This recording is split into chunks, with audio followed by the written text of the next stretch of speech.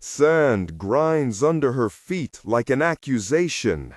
Helena stands in the narrow ring of the arena, the sun striking the polished stones above, so that the crowd is a moving wall of heat and shadow. Her wrists are bound with iron that hints of the blacksmith's hammer. The chain bites into her skin when she shifts. The shout from the stands washes over her, sometimes a cheer, sometimes a chant, and somewhere in that roar a voice names her as if naming a condemned animal. Traitor, conspirator, shame. Her hair, freshly shorn, stings where the breeze touches the scalp. A mock diadem of plaited rope sits heavy on her brow. A boy from a faction presses a crown of painted reed into her hands and laughs as he lifts his arm. Helena's mouth tastes of dust and salt. She cannot tell whether the stench that rises from the lower vaults is sweat, old blood, or something fouler, a memory that refuses to settle. Above the clamor, the sound of hoofbeats, light, ritual, reminds her that the emperor watches from his cathedra, and that the show is for him as much as for them. That moment was not an accident. It was a performance with a purpose. If you want to follow how spectacles of the hippodrome were turned into instruments of rule, and why remembering these scenes matter, stay with this account through to the end, and consider subscribing to follow our deeper examinations. Like and share if you find the history worth preserving. Helena's humiliation belongs to a longer pattern of public violence and ritualized shame that Byzantium preserved with troubling efficiency. Across centuries, emperors and their advisors learned how to stage suffering so that the city itself and the people packed into its arenas and streets became co-authors of punishment. To understand that system, we must move between stone and chronicler, between the smell of the sand and the careful, disputing pens of Procopius, John Malalas, and later annalists. Their accounts do not always agree. Numbers fluctuate, motives are argued, but their testimonies converge in the image of a polity that could turn entertainment into a method of governance. The hippodrome was not merely a place of sport. Its elongated ellipse, the spina fenced with obelisks and statues, sat at the heart of Constantinople's sensory life. A place of whistles, banners, dogs barking behind grated passages, and the rhythmic thud of chariots. The architecture amplified sound and sight. Rows of marble seats rose steeply, providing a theater of faces. Subterranean corridors let horses and men move like shadow animals into the arena. From the imperial box, the cathedra, an emperor could see, and be seen by, a city. In that visual economy, the hippodrome functioned as a civic theater and a political pulse simultaneously. Factions, the Blues and the Greens, most famous among them, were born as teams, supporters of colors and chariot houses, but they were never only about sport. They were on networks, political pressure groups, and sometimes engines of violence. Chroniclers describe how faction leaders marshaled followers, how their banners could call a populace into the streets, and how a chant could shift from song to riot before anyone in the imperial court fully understood the direction it would take. The authorities learned early that to command a crowd, one must first command the spectacle. The Nika riots of January 532 offer the clearest and still most shocking instance of this dynamic. Contemporary writers disagree about many details, the exact provocation, who lit the flame, but agree on the shape of the disaster. Procopius and John Malalas, among others, describe how a quarrel between factions ignited wider grievances, how fires consumed neighborhoods, and how an angry mob declared a rival candidate for the throne. Sources place the death toll not in single digits, but in the tens of thousands. Estimates offered by chroniclers range commonly between roughly 25,000 and 35,000 killed when imperial forces retook the hippodrome. Modern historians treat these figures with caution. Numbers in medieval chronicles often carry rhetorical weight, but even the lower estimates point to a suppression on an almost industrial scale. What followed was calculated. The moment of suppression in the arena and surrounding streets was not merely the physical slaying of rebels, it was also a lesson in visibility. Bodies left in sight, properties requisitioned in public, and leaders paraded before the populace functioned as a warning. The emperor's image, gloved, serene, or wrathful, was folded into this choreography of terror. Public miracles, processions, and liturgies were arrayed beside punishments, the two sacred and profane threads braided so tightly that one could not easily distinguish where divine sanction ended and political coercion began. Punishments took forms that targeted the personhood of victims as much as their bodies. Blinding was a recurrent technique, effective, humiliating, and permanent. It was often described bluntly in the chronicles: eyes put out by heated metal, needles, or other crude instruments, without the gory flourish modern sensationalism might seek. The point was always the same. By depriving an opponent of sight, the empire both neutralized a threat to power and enacted a form of social erasure. Blinded men could be sent to monasteries or prisons, moved out of the line of succession, or kept alive as living warnings.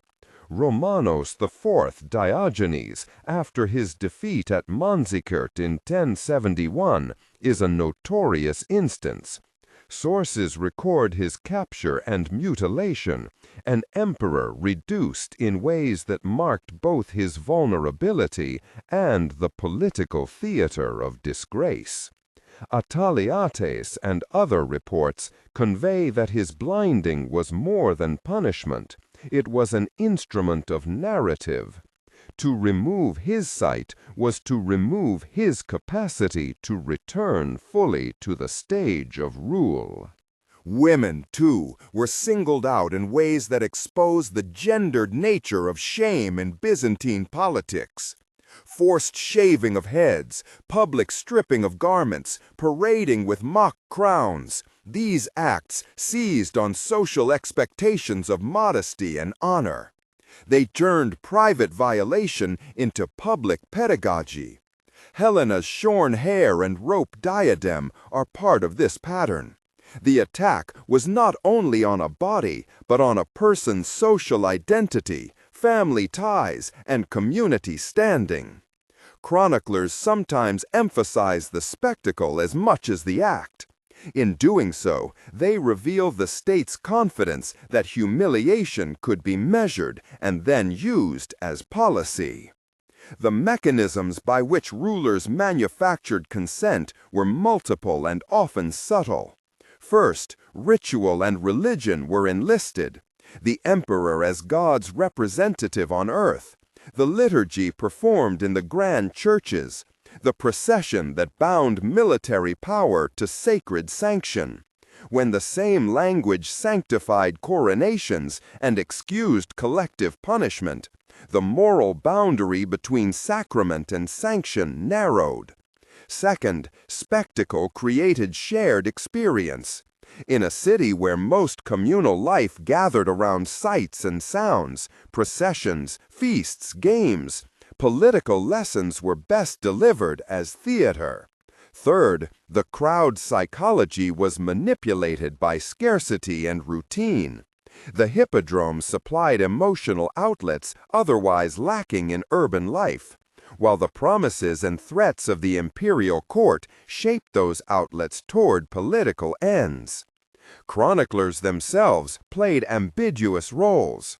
Procopius, whose writings range from public encomium to the vitriolic secret history, records both the grandeur and the cruelty of Justinian's reign, yet his voice is not a neutral mirror.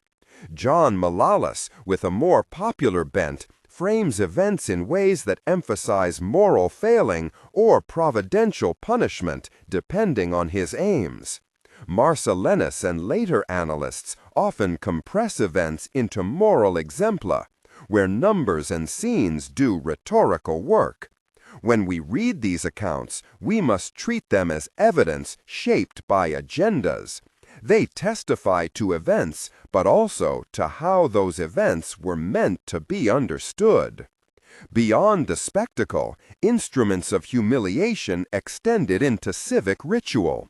Processions of shame, where the condemned were made to traverse streets lined with witnesses, converted punishment into a lesson for all who watched.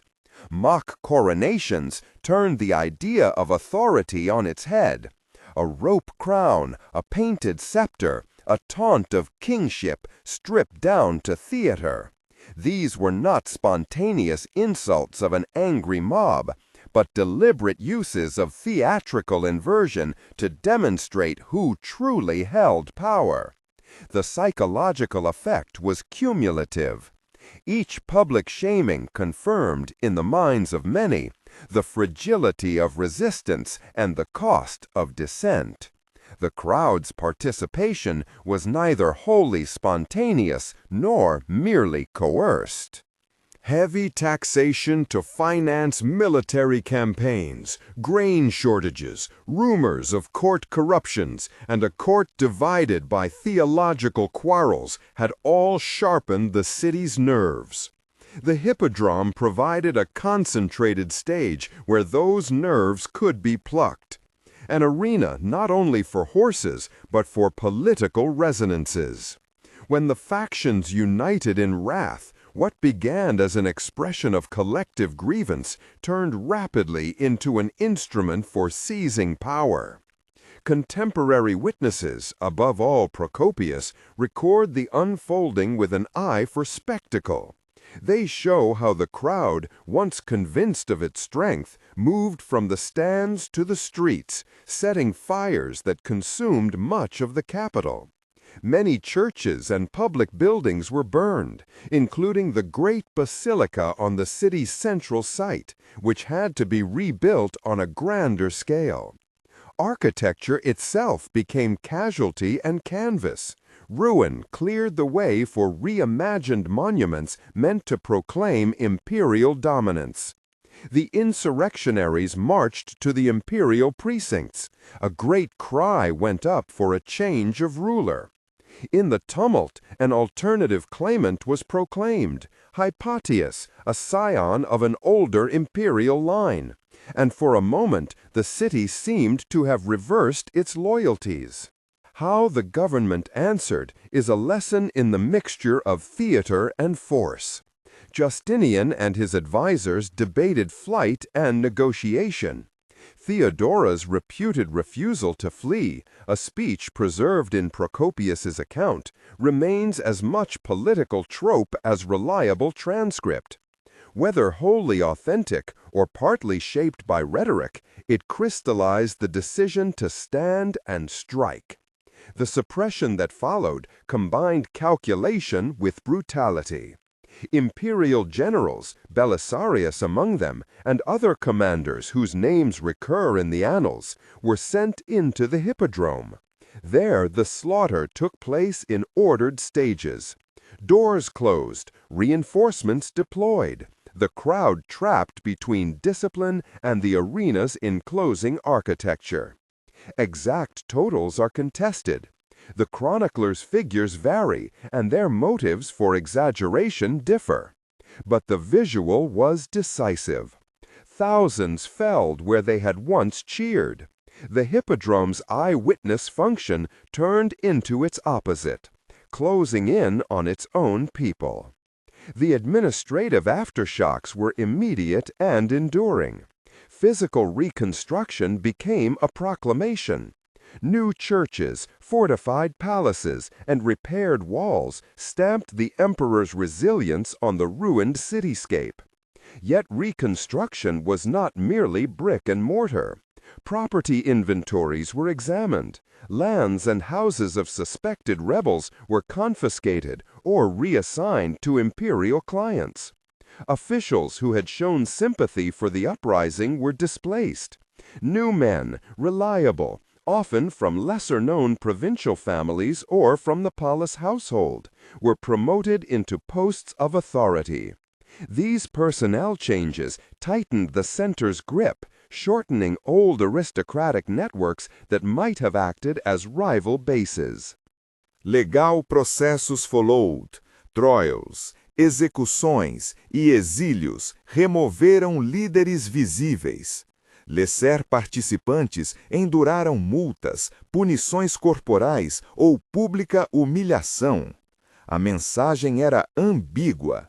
Espectáculo poderia ser meta com espectáculo, e o Estado não toleraria pública insurreição mascareando como popular vontade. Fiscal Policy borou a estranha também. A expensa de quelar uma urbana conflagração e de reconstruir públicos requeria novos leves ou a repriorização de existentes revenues. Taxas já resentadas foram sometimes intensificadas ou recodadas em novas fiscais categorias que federam forças locais ressentimentos.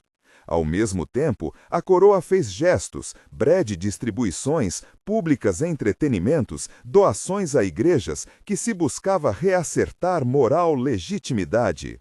A minguança de coerção e generosidade, punição e largeza foi um padrão bizantino comum. Um imperador que podia punir e recompensar da mesma mão performava governança como espada e benefator. Beyond the material and administrative shifts, a cultural memória dos Nicadês arhardou atitudes também com relação a espectáculo e punição. O Hippodromus Holy as a political theater foi plain to all. It had been a place where the people might, in theory, choose and depose. After the suppression, the state reworked that possibility. Access and ceremonial were reconfigured. The choreography of procession and spectacle was altered to reduce the chance that a spontaneous uprising could again find sanction in public ritual. In short, the institutions of show were not abandoned. They were recalibradas. What had been a double-edged space for communal release and political contest was reshaped into a tighter instrument of discipline. If the Nika revolt demonstrates how quickly spectacle can invert into insurrection, the later, more surgical use of bodily mutilation, most conspicuously blinding, shows how rulers turned intimate humiliation into durable political technique. Blinding was not merely punishment. It was a technology that combined symbolic logic and practical effect. In an age when the ability to appear in public and to be seen as whole bore directly on one's capacity to rule, the loss of sight functioned as a juridical disqualification. To be blinded was to be rendered incapable of embodying imperial majesty. It was at once bodily punishment and constitutional negation. Across centuries, Byzantine rulers resorted to blinding for reasons both pragmatic and rhetorical. It allowed a would-be usurpador to ser neutralizado sem as religiosas e morais complicações de viuvez, produzindo execução dentro das normas cristãs. E também supria uma gráfica pública lição: A Estado podia tirar os mesmos sentidos pelos quais um líder poderia comandar assento. Cronistas registram múltiplos episódios em que Blinden seguiu golpes ou atentados de usurpações. Sometimes o ato era público e teatral, estagiado para impressionar as massas. A outras vezes era clandestino. A method's efficacy lay partly in its permanence and partly in its theatricality. An emperor might pardon the captive and spare his life, yet spectacle demanded visible alteration. Mutilation ensured the punished remained visibly unfit. The social fallout was severe. Families of the blinded suffered stigma and economic collapse. Marriage prospects were affected. Children's futures narrowed.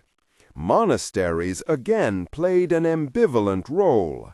They were repositories of the disgraced, offering shelter while converting ruined noble presences into new loci of spiritual memory. The stones of cities absorbed these presences. A blinded noble entering a monastery would leave trace not only in registers and charters, but in the rhythm by which certain churches accumulated memorials and endowments, markers of disgrace transformed into instruments of piety. As with spectacle and massacre, the chroniclers shaped how these practices would be remembered. Procopius is scathing where he perceives hypocrisy. His secret history insists on the gulf between public praise and private cruelty. Agathias and later annalists record blinding as justice or necessity, depending on the writer's sympathies. When we read their testimonies, the act itself cannot be separated from the rhetorical aims of those who tell it. Numbers might be amplified, motives inverted, and the moment turned into exemplum, an admonition to future readers about the nature of power. Archaeological traces, foundations of monasteries, inscriptions on donated lands, funerary slabs, carry complementary evidence. They show where families invested the remnants of status into sanctified legacies, where shame was transmuted into sanctity. Taken together, these patterns, public shaming, urban massacre, strategic mutilation, reveal a polity in which visibility mattered above most things. The emperor's authority depended on being seen to rule rightly. Shame depended on being shorn of status. So the tools of governance and the instruments of punishment were designed to play in the same medium of sight and witness. Spectacle trained the public on what was permissible. Ritualized cruelty taught the cost of transgression. Both functioned as pedagogy. They taught citizens where power lay and what behavior it demanded. Yet even this analysis risks overemphasizing top-down orchestration. Not all spectacles were purely manufactured. Not every blinding was the product of a polished bureaucratic plan. Local actors, opportunistic elites, and factional leaders could weaponize ritual and cudgel alike, sometimes drawing the center into reactive measures. The interplay between local and imperial intentions remained one of the Byzantine state's enduring complexities. What appears as calculated policy in Constantine's palace could, from another vantage, be improvisation in response to urgent local pressure. Helena's public disgrace, the Nika conflagration, and the later uses of blinding all occupy the same seam. They are episodes where personal humiliation and public pedagogy meet. They show how punishment in Byzantium was designed not only to harm a body or to mete out retribution, but to teach a people who watched what counts as order. The consequences radiated outward, families injured across generations, civic rituals recalibrated, networks of patronage rearranged. They also left a vocabulary in the chronicles and in the city's fabric, burned stones that had been rebuilt as grander monuments, monasteries that housed the blind and disenfranchised, inscriptions that recorded restitutions or donations coerced by crisis. Close reading of sources complicates any simple moral. Procopius's rage, Malalas's moral framing, and the analyst's compressions all insist we treat events as simultaneously lived history and rhetorical performance. Archaeology, for its part, supplies fragments of physical truth, foundations replaced, mosaics relaid, inscriptions reinscribed. We must therefore combine texts and stones, read rhetoric against rubble, to reconstruct what the city remembered and what the state intended. From this vantage, the hippodrome is not merely a stage for chariots, but a barometer for civic equilibrium. Where it becomes a theater of punishment, a polity has admitted that spectacle will serve politics as much as joy. When blinding becomes acceptable, the polity has refined humiliation into an instrument of succession. In both cases, violence moves from episodic to systemic. It is built into the grammar of rule. When we follow these threads further into later centuries, the pattern persists, changing form but not logic. Dynastic quarrels will continue to use the body as a symbol. Ritual shaming will remain an efficient shorthand to assert authority. The crowd will be courted as much as feared. Chroniclers will continue to write for audiences who both thirst for scandal and require moral exemplar. And the stones, those mute witnesses, will accumulate layers of meaning until even a ruined foundation can speak of power, punishment, and the price of being seen. We now trace how administrative machinery adapted after such shocks, the legal ordinances that followed massacres, the reorientation of military deployments in the city and provinces, and the bureaucratic devices that attempted to channel factional energies into less dangerous forms of civic expression. These measures did not eliminate violence, they redistributed it, rendering some forms more palatable to those in office, while consigning others to regulated outlets that preserved the facade of order even as they masked social fractures. The interplay of these responses shaped the empire's political culture in ways that will continue to inform subsequent episodes of coercion and spectacle. But law and violence, once married in the public square, required housekeeping. After each great convulsion, the imperial machinery set about converting catastrophe into routines that could be taught, inspected, and, if necessary, repeated. The response ranged across registers: juridical clarification, military recalibration, urban management, and ritual engineering. Together, these moves sought to make loss legible, to place blame, and to prevent the imagination of the crowd from reassembling itself into a new threat. On the legal front, one observes both tightening and substitution. Emperors and their jurists did not always invent radically new penalties. More often, they redistributed existing ones, insisted on clearer thresholds for treason, and codified exemplary punishments so that judges and officials could point to precedent. After periods of unrest, law codes were revised or supplemented with new constitutions and imperial, sometimes private, rescripts.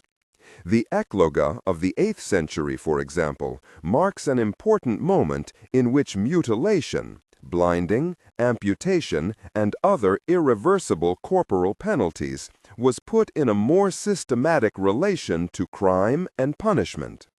Where the old fines and exile had proved insufficient to deter factional violence, mutilation was presented as a cheaper, seemingly more humane substitute for the death penalty that, at the same time, permanently removed political competitors. The rhetoric of these codes matters. By framing mutilation as corrective rather than purely vindictive, legislatures attempted to domesticate spectacle, to convert the theater of cruelty into a technical tool of governance. Military dispositions adjusted in kind. After urban massacre or palace revolt, the emperor's calculations about which troops to trust and where to billet them would change. Instances abound of tagmata, palace guards, and provincials being transferred into new posts, of garrison strength being increased on particular walls or gates, and of watch duties being redefined. Sometimes the response was fortification in stone, rebuilding walls and embanking suburbs that had proved porous. And sometimes it was fortification in manpower. A palace regiment enlarged, city cohorts reorganized, small forts established along supply lines so that unrest could be contained before it reached the heart. These measures were rarely permanent cures. They were part of a moving balance between the cost of maintaining troops close to the capital and the perceived dangers of doing otherwise. Soldiers stationed in the city could themselves become a political force if left untended. Hence the combination of maneuvers: strengthen, surveil, rotate. Parallel to martial adjustments ran administrative reconfiguration. City offices, those that regulated grain, public entertainments, and the distribution of imperial largesse, were tightened. The eparch's oversight of markets and guilds was intensified after riots that had economic origins. The chancery demanded clearer records of benefactions and of the imperial purse. And the imperial household reshaped its patronage networks to bind potentially restless elites with renewed rewards or obligations. The chancery's instruments, the imperial diploma, privileged exemptions recorded on occasional gold-sealed documents, grants of land or privilege couched in formal formulae, became tools to realign loyalties. Where the palace could not muscle the factions into silence, it bought their acquiescence or co-opted their leaders into ceremonial roles that made support visible and expensive to abandon. Ritual engineering completed the pattern. If the crowd's appetite for spectacle was the fuel that made punishments legible, rulers and their advisors put on shows that rewrote the script. Processions, imperial ceremonies, and staged restitutions were reformulated to be pedagogic. The rebuilding of a basilica after a conflagration, consecrated with imperial presence and generous alms, taught that destruction could be turned into imperial beneficence. The restoration of a looted shrine or the distribution of grain from the palace storerooms were presented as reenactments of order, performances in which the emperor reappeared as both punisher and provider. At the same time, magistrates attempted to regulate the hippodrome's crowding, scheduling games, and clarifying the terms by which factions could display their colors, who sat where, which songs were permitted, how and when banners could be borne, to reduce the improvisational violence that turned festivity into insurrection. Not all of this worked as intended. The very acts designed to put a stop to spectacle sometimes fed the same appetite. The mass blinding of defeated captives, whether in the provinces or after a pitched battle, could be read as an act of decisive sovereignty. Basil II's reputed blinding of Bulgarian prisoners after Clydian is the stark image that later chroniclers seized on. But it also supplied subsequent generations with a rhetorical template. Once the image of blinded columns was available in the popular memory, any ruler faced with a revolt could choose to reproduce the image to the same effect. The political economy of spectacle thus fed on itself. An effective display in one generation was copied in another, and the monemic network, song, chronicle, and martyrdom narratives kept the lesson alive. Charitable and pious institutions became a less obvious but no less important battleground. Monasteries, hospitals attached to churches, and confraternities absorbed many of the human costs that public punishments inflicted.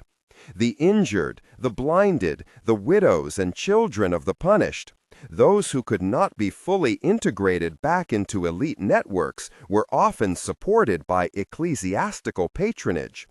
These foundations served multiple ends at once. They mitigated the social danger of dispossessed groups coalescing into vengeful bands.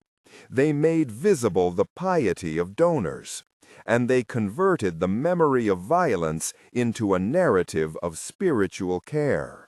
Record-keeping for these acts, donation lists, commemorative inscriptions, endowment letters sealed with imperial weight, again provided documentary proof that the state had restored order, even if reconciliation was partial. Fiscal policy also reflected the new priorities: confiscation of property from the condemned, redistribution of estates to loyal followers, and the reassessment of land tenure in provinces where factions had gained footholds were common short-term expedients.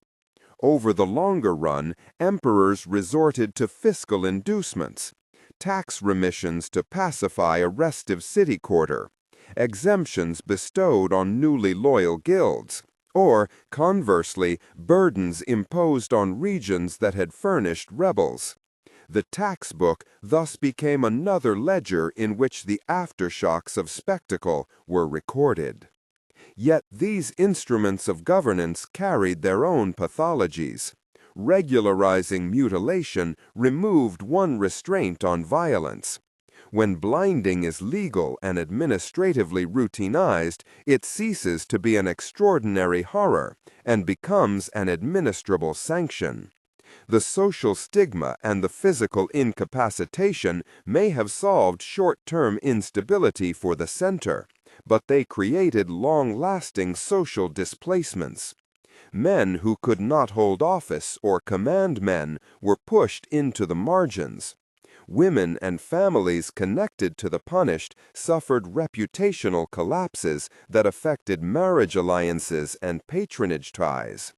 Over time, entire networks of dependency could be rearranged by a single highly visible punishment.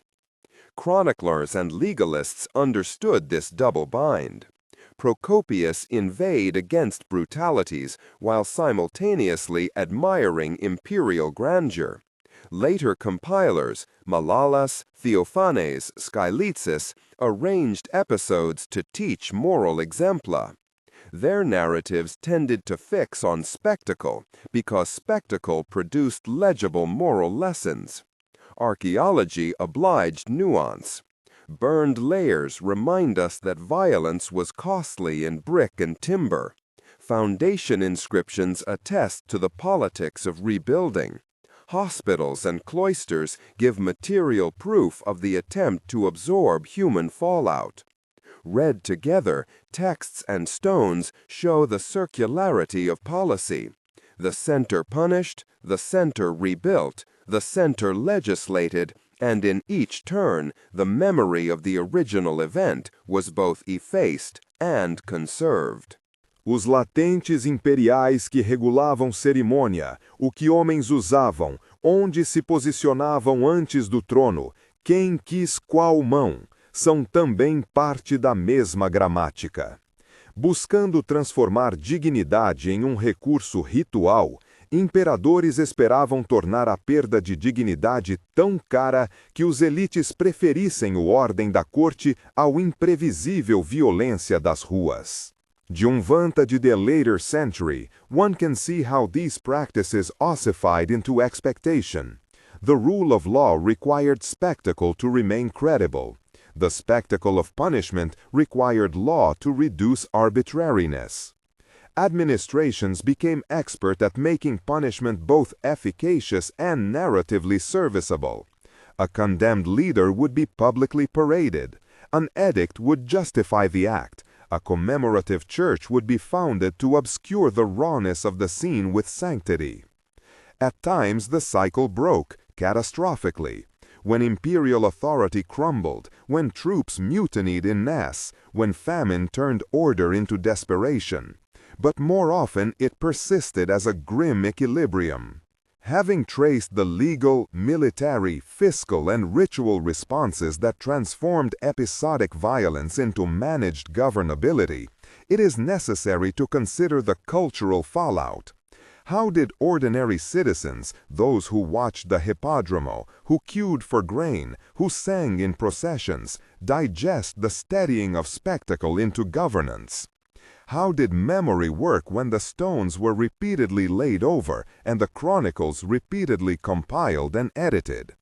These questions lead into the social history of authority, the slow acculturation of shame, honor, and the language of disgrace that made certain punishments thinkable and others unthinkable.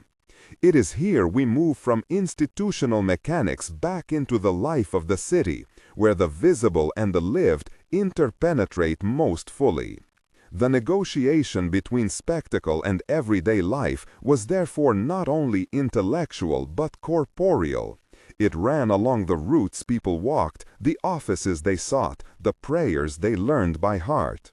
Rumor and jest carried the lesson of a public execution as surely as a chronicle. A nickname or a children's chant might remind the guild of its master's fall for generations. Conversely, the act of rebuilding, an apse here, a bath there, a new colonnade, rewrote the horizon of fear into one of providential continuity. Sacred foundations absorbed the violence into liturgy. Commemorations and masses softened culpability, while endowments for the poor claimed to repair social harm, even as they reconstituted the patronage networks that had enabled punishment in the first place. If one wishes to see how these currents met the ground, it helps to follow a single quarter, the alleys that fed the harbor, the market stalls that changed hands after a purge, and listen to the small, often anonymous testimonies that survive in wills, guild lists, and the marginal notes of clerics. There, between ledger and prayer book, the grammar of disgrace becomes legible as a set of practices: avoidance, substitution, public ceremony, private penance. It is to that street-level archaeology of memory, the places where dignity was both taken and offered back, that we now turn. In the alleys themselves, the grammar of disgrace can be read like a palimpsest. A lintel carved with a benefactor's name, half covered by a later repair. A stall whose rent roll records a sudden change of hands after a purge. A doorway where the stone bears the outline of a now lost inscription that once declared piety and penitence. Walk that quarter at dusk, and you encounter its archive in miniature. Chains of meaning strung through material fragments and human memory. A baker's receipt book shows how loaves once passed from one family to another without charge after a public fall. A guild register, annotated in different hands, keeps the record of fines levied not merely for economic transgression, but for disgrace, a category that could be traded, spent, or commuted by gift. These mundane entries expose the mechanisms by which shame was made transferable.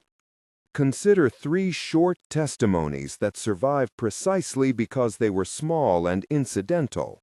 A widow's bequest tucked into the margin of a lamata. A boy's nickname scrawled in an ecclesiastical sermon as if to mark the hearer's attention. A notary's shorthand that turns a sentence of banishment into an obligation for annual almsgiving. In the will of an otherwise obscure cordwainer, we find this instrumentality of memory most plainly. He commands that every year, on the anniversary of the day his master was led through the market, a loaf be placed at the door of the parish church, and a psalm be sung for the soul of the city. The bequest is small, the language deferential, yet its liturgical stipulation binds private sorrow to public commemoration, and in so doing it turns a humiliating street spectacle into an annual act of communal moral pedagogy. The cordwainer's modest ritual does what imperial foundations often attempted on a grander scale. It folds punitive visibility into a pattern of recurring sanctity. Guilds developed comparable strategies.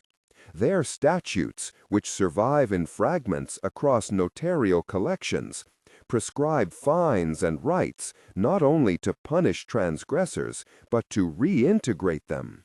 A journeyman found drunk in the presence of a master might be required to stand at a guild feast with a branded apron for a month. He might also be obliged to contribute to a guild endowment for poor craftsmen, an obligation that simultaneously reminded him of his wrongdoing and offered a path toward honor regained. Such rules were neither purely coercive nor purely charitable. They worked in the interstices where status could be measured, bartered, and restored. The petitioner promises service, commemoration, or an endowment. In return, he asks that the spectacle of his fall be erased or ritualized. In archival terms, this is the transaction where memory is negotiated. Humiliation for patronage, public disgrace for private piety. Yet the people who lived closest to the effects of these negotiations did not always accept the terms that elites set. Avoidance was as common as integration. Families removed themselves from streets associated with a shameful event. Entrances were reoriented, houses repainted, and names changed. Where substitution was possible, a substitution of a visible penitential act for the more irreversible cost of bodily punishment, communities sometimes preferred the symbolic remedy because it preserved the practical competencies of craftsmen and merchants. Where neither penance nor substitution sufficed, exile followed, and the economic and kinship ruptures that exile produced transferred the moral burden to those left behind. Memory also acquired a calendrical shape. Anniversaries of purges, the dedication days of chapels founded after a punishment, the yearly distributions from a disgraced lord's endowment. These became temporal nodes through which communities rehearsed and occasionally revised the meaning of past violence.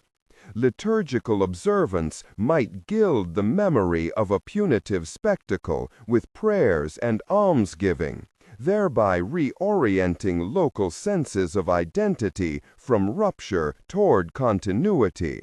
But the original narrative never wholly vanished. Marginal notes, nicknames, and children's rhymes kept discard and dissent alive beneath the clergy's more orderly liturgies. Following the quarter into a single street yields a particularly vivid case. Here, in a narrow lane that opened onto the fish market, a cluster of documents reveals the long afterlife of a public purge that had taken place decades earlier. The landlord's ledger shows an abrupt reconfiguration of rentals. The parish register contains an annual mass for the peace of the marketplace. A guild minute records the transfer of a stall from a family marked by the incident to newcomers who paid a premium. A song once sung by the fishwives, preserved only in a preacher's complaint about idle jests in a pastoral letter, mocks the family name, and yet also, curiously, maintains the family's presence in communal imagination. These sources together illustrate the dual dynamic we have traced: the community that both ostracizes and reabsorbs, that both punishes with spectacle and mitigates with ritual. It is from such interwoven records, ledgers, marginalia, statutes, homilies, that we can begin to map the moral economy of disgrace. The lesson they teach is double-edged.